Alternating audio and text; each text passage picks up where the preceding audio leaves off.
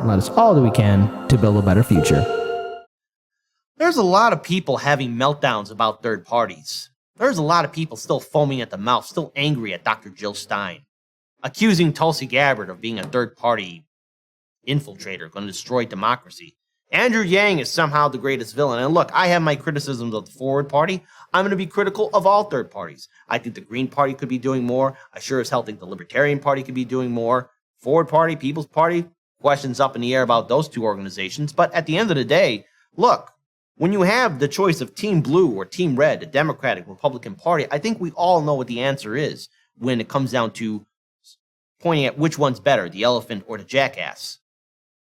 Neither of them. Because the same people who donate to the Democratic Party donate to the Republican Party. And the same people who donate to those two parties also control our media.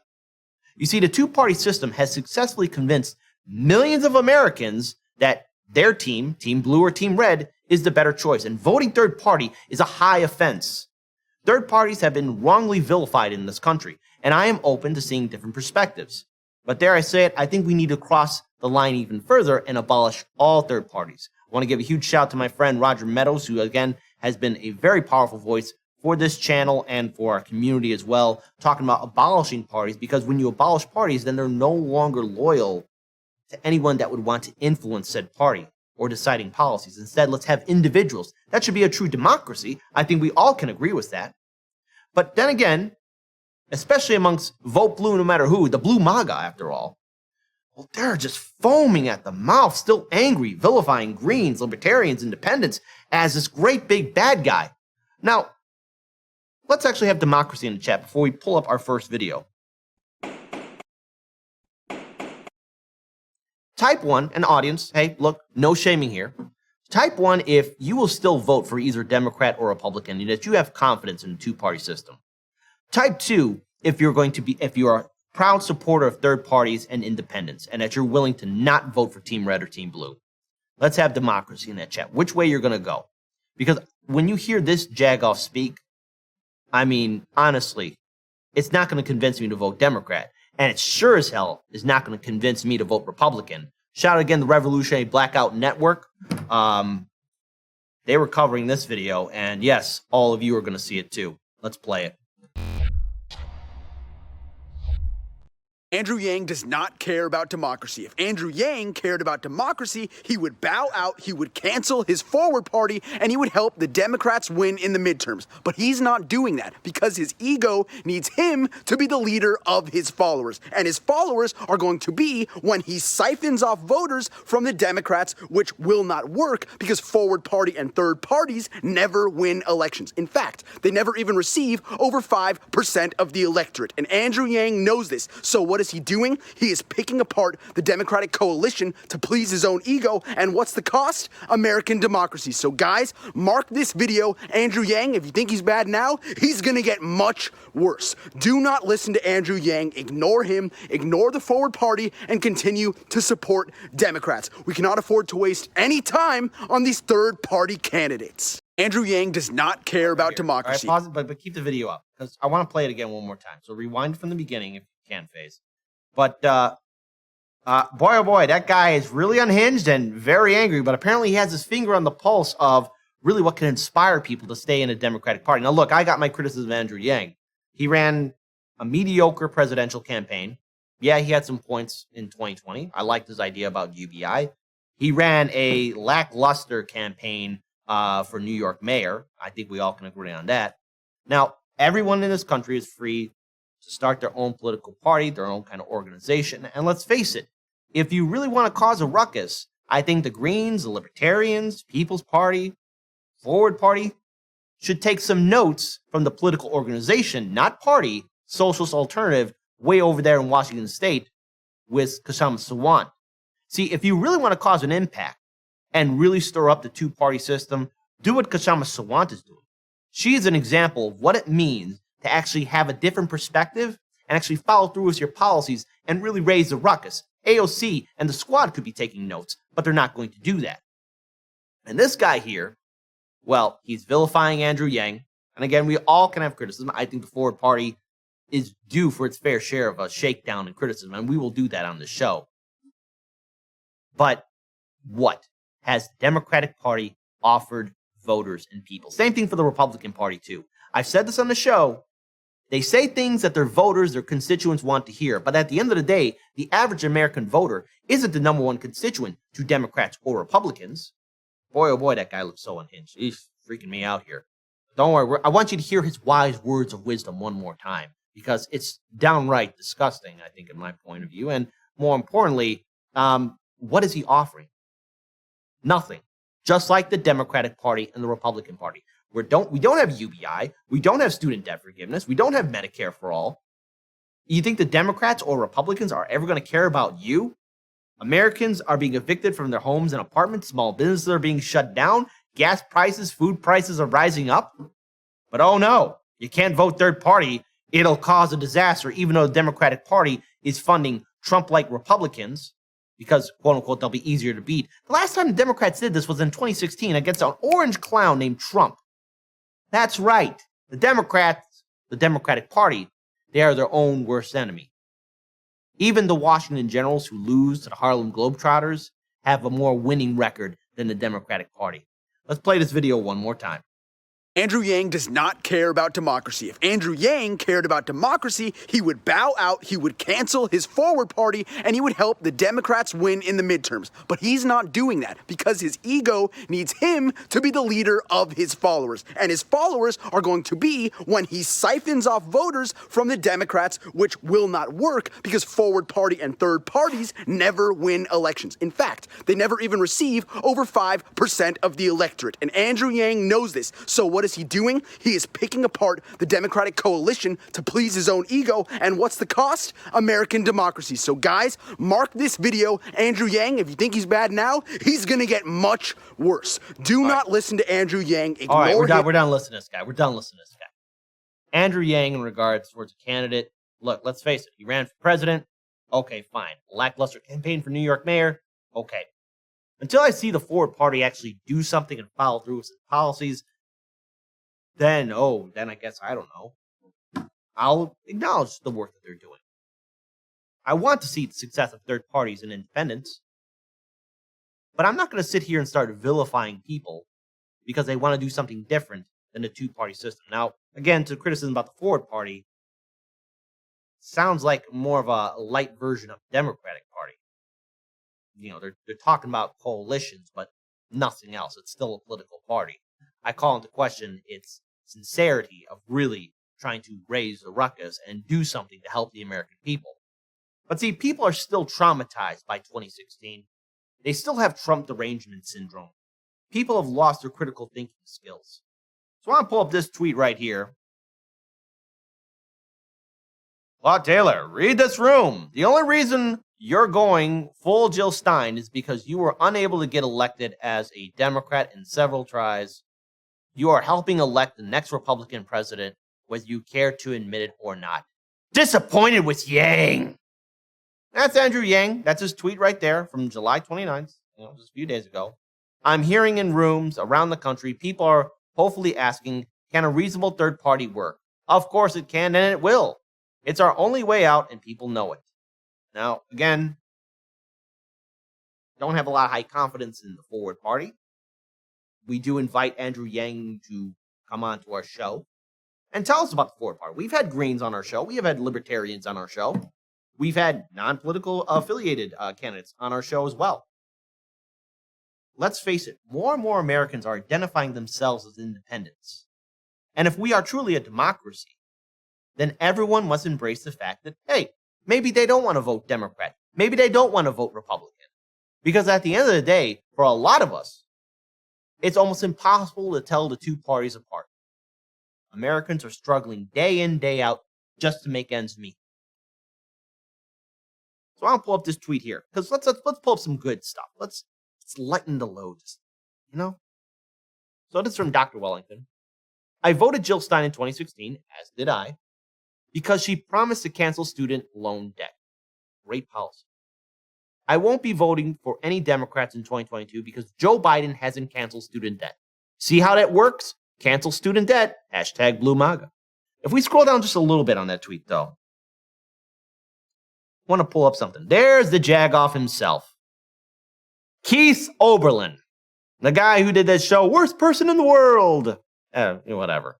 Yeah, the guy who's so scared and so afraid, who lives in an ivory tower. Yes, you enabled Trump. No, it was the Clinton campaign and the Democratic Party that enabled Trump in 2016. It was the Clintons, especially Bill Clinton, that told Trump, hey, why don't you go run for it? Go for it. Do it. He'll be easy to beat. The Democrats in 2016 did everything they could to make sure that Trump would be the number one guy, so that it would be easy for Hillary to beat. How did that work out? FaZe, if we can scroll to that tweet one more time with Keith Oberlin, and I apologize for it. I just wanted to pull that up there. If we can, there's like probably a response from Jimmy Dore in there. I want to just see if we can get there. Scroll up there real quick. Forward up. We can. Underneath Keith, I think Jimmy Dore gave a response to him.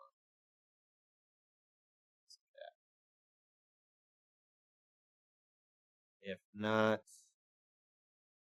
yeah, hit on this tweet. Hit on this tweet right there. There we go. Scroll down. Oh, geez Louise. It's not up there. All right. Well, then I will have to pull it up myself. So give me a minute here, and I will be more than happy to read that and see what we get.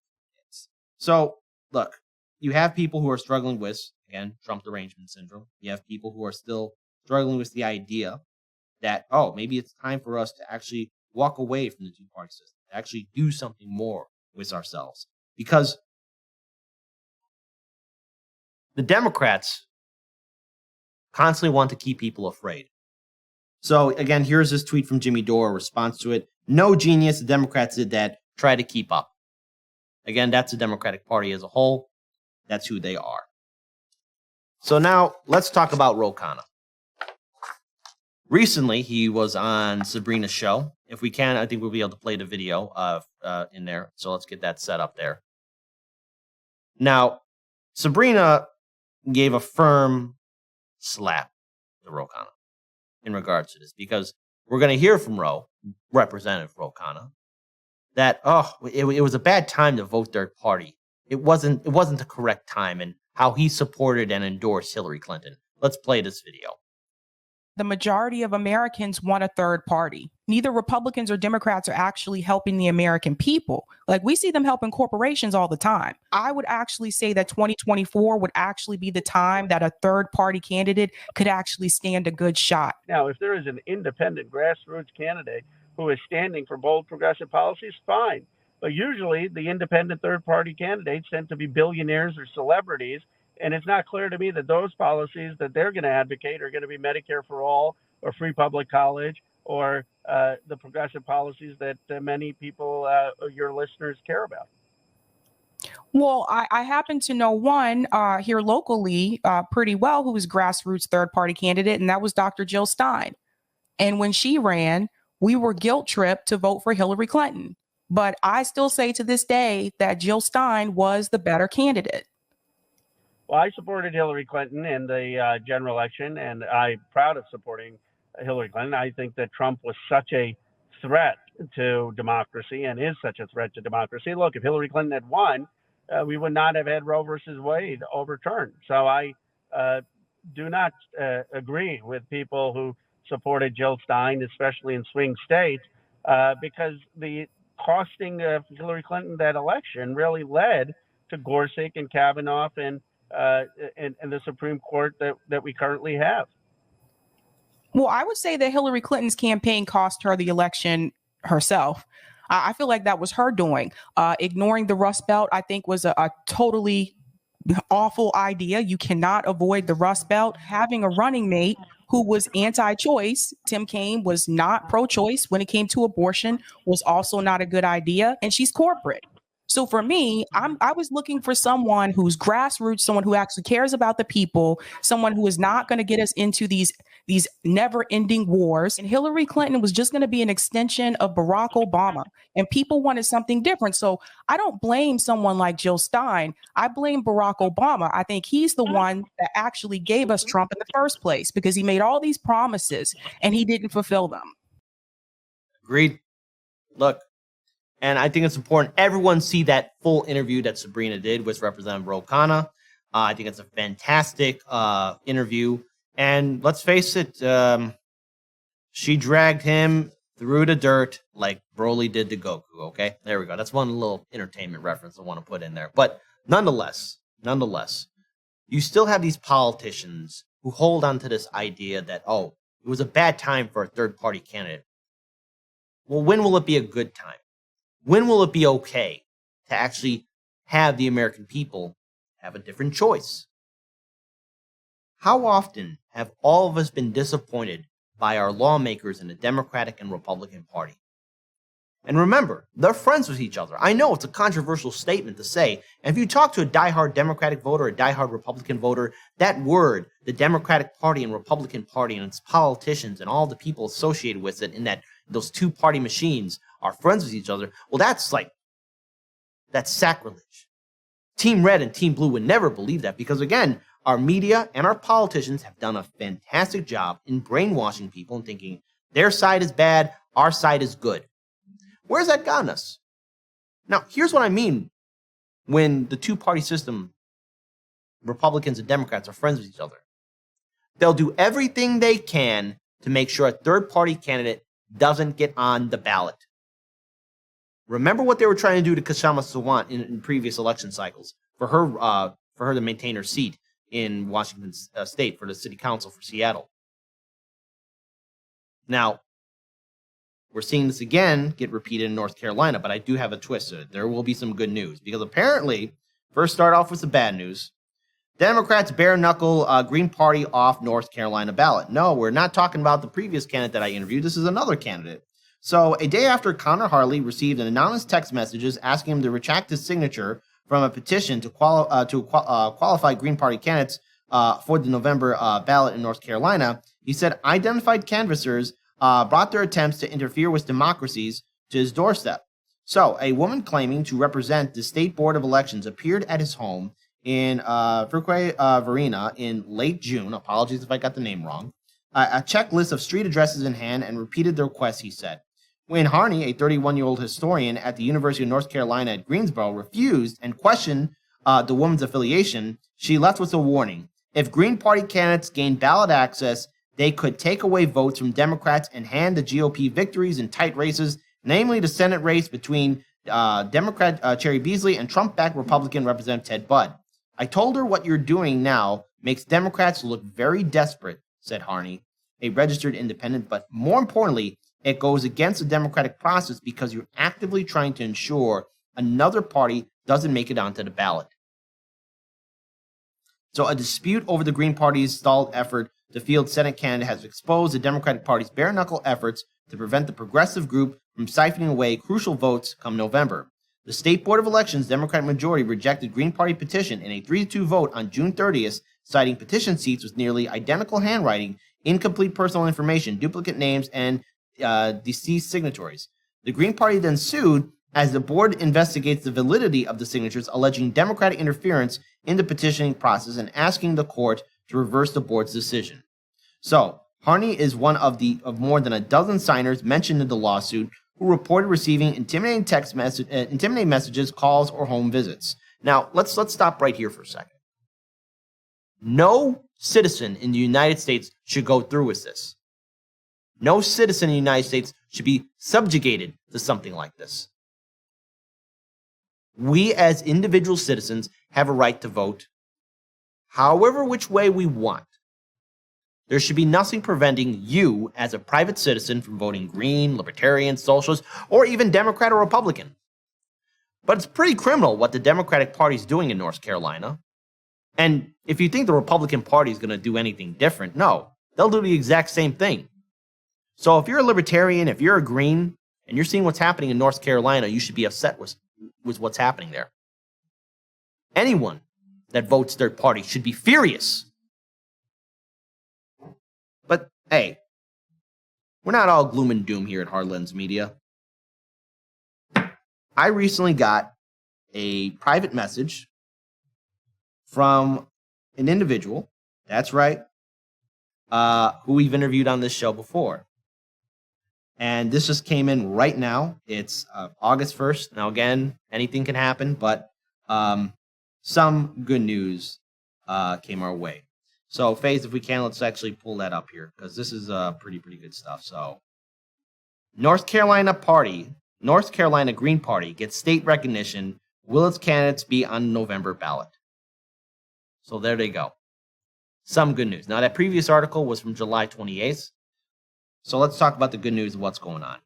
So the North Carolina State Board of Elections voted unanimously on Monday to recognize the Green Party as a political party in the state, citing a review from county elections boards showing that the group seeking recognition collected a sufficient number of valid signatures. Meanwhile, the board said it also continuing a fraud investigation into signatures collected on the party's behalf in an effort to get on the November ballot. Monday's decision makes it possible for North Carolinians to register as voters affiliated with the Liberal Green Party and allows previous party registrants to re-register with the Green Party. State elections officials will soon update the state's voter resignation form to include the political party as an option. It'll be up to a federal court next week to decide whether Green Party candidates can appear on the November ballot. Ballot preparation begins in mid-August, which gives the court time to rule in favor against the inclusion of Green Party candidates. Their inclusion, could hurt Democrats' prospects in a highly competitive races, including U.S. Senate, where voters might crave a more liberal alternative. This is a reflection of voters' will, said Matthew Ho. Now, for those of you who don't know, please check out that interview that I did with Matthew Ho. For some reason, it is being suppressed. It's still up on YouTube, of course. But any interview he's done on independent media, it's not getting a lot of attention. Check that interview out after the show. Again, Matthew Ho, he's with the Green Party. He's running for U.S. Senate. And I think it's a good idea that we actually continue to support someone like this, because we have to look away from voting Democrat or Republican. Now, Blue Manga is, of course, going to have its little meltdown because they're going to say this election in North Carolina or in any state is the most important election of our lifetime. But if we have to only vote Democrat or Republican and the results are the same, why would anyone in their right mind go out to vote? We have to look at something different. Continuing on, voters want more choices. They want more options. They want a multi-party democracy. We've been let down by the two-party system continuously, and we offer a choice for voters that's not present. And I want to stop right there. In other democracies, citizens across the world have numerous choices of who they can vote for. In America, Democrat or Republican. Both parties owned by corporations, Wall Street's, big banks, hedge fund managers, the top 1%. It's time for us to break away from the two-party system. And if people want to spaz out or get angry, well then too bad. Because it's long past time American citizens actually stand up for what they believe in. More Americans are identifying themselves as independents. Democratic Party, Republican Party, you want to win back voters? Earn their vote. Do your jobs. But the last I checked, a lot of Democratic and Republican lawmakers are making a huge fortune with insider trading with their friends and family members. A lot of these Democratic and Republican lawmakers have gold-plated health care, six-figure salaries, and other wonderful social benefits that you, the American people, don't have access to. So tell me, Democratic voters, Republican voters, if you truly do believe in the two-party system, what's the incentive? Why should the average American citizen even continue to vote Democrat or Republican?